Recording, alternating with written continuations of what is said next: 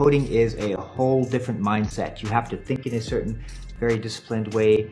You have like challenge after challenge because you're just trying to figure out one problem after next, what tool to use. So if you take someone from like a marketing person or someone from sales and you say, okay, in 3 months, I have to help you see the world in a different way in your head so that you can start writing software. And by the way, there's a whole bunch of tools you have to learn how to do.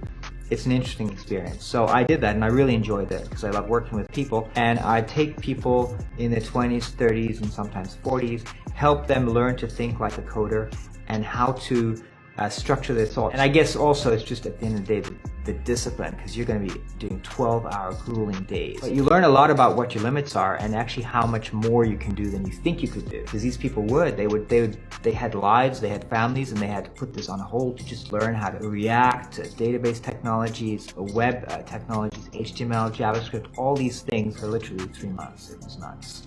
Wow. And working with other people on the group to figure it out.